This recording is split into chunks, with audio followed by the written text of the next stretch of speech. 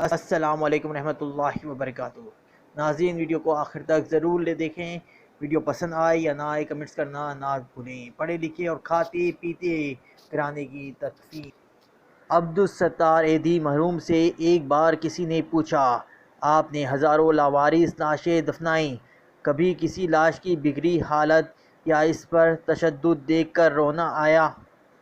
انہوں نے آنکھیں بند کر کے گہری سوچ میں غوطہ زن ہوتے ہوئے کہا، تشدد یا لاش کی بگڑی حالت تو نہیں، البتہ ایک مرتبہ میرے رضاکار ایک صاف ستھرے لاش لے کر آئے جو تازہ انتقال کیے بوڑھے مگر کسی پڑھے لکھے اور کھاتے پیتے گھرانے کی لگ رہی تھی۔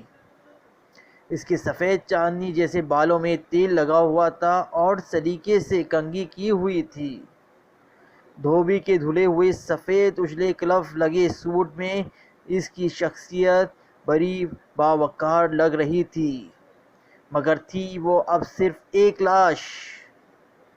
ایدھی صاحب پھر کچھ سوچتے ہوئے گویا ہوئے، ہمارے پاس روزانہ سینکڑوں لاشیں بھی لائی جاتی ہیں، 10-20 بھی، مگر ایسی لاش جو اپنے نقش چھوڑ جائے کم ہی آتی ہیں۔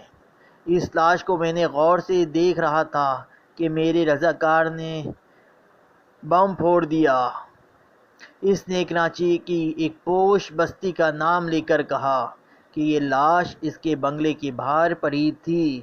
ہم جو ہی بنگلے کے سامنے پہنچے، ایک ٹیکسی میں سوار فیملی جو ہمارا ہی انتظار کر رہی تھی، اس میں سے ایک نوجوان برآمد ہوا اور جلد بازی کا مظاہرہ کرتے ہوئے ایک لفافہ ہمیں تھماتے ہوئے بولا، یہ تدفین کے اخراجات ہیں۔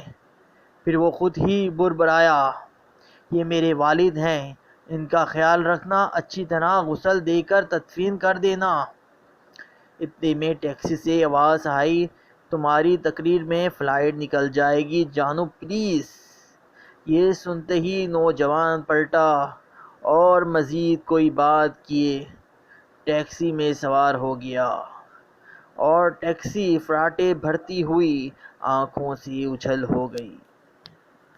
ایدھی صاحب بولے، اس لاش کے متعلق جان کر مجھے بہت دکھ ہوا اور میں ایک بار پھر اس بدقسمت شخص کی جانب دیکھنے لگا تو مجھے ایسا لگا جیسے وہ بازو واہ کیے مجھے درخواست کر رہا ہو کہ ایدھی صاحب، سارے لاوارث لاشوں کے وارث آپ ہوتے ہیں، مجھ بدقسمت کے وارث بھی آپ بن جائیں۔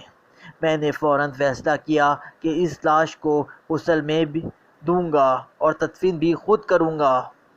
پھر جو ہی غسل دینے لگا تو اس اجلے جسم کو دیکھ کر میں سوچ میں پڑ گیا، جو شخص اپنی زندگی میں اس قدر معتبر اور حساس ہوگا، اس نے اپنی اولاد کی پرورش میں کیا ناز و نام نہ اٹھائے ہوں گے، مگر بیٹی کے پاس تدفین کا وقت بھی نہ تھا۔ اسے باپ کو قبر میں اتارنے سے زیادہ فلائٹ نکل جانے کی فکر تھی۔ اور یوں اس لاش کو غسل دیتے ہوئے میرے آنسو چھلک پڑے۔ پھر وہ اپنے کندھے پہ رکھے رومال سے آنسو پوچھتے ہوئے بولے، اس دن ایدھی انسانیت کی ڈوبتی نیا پر رو پڑا۔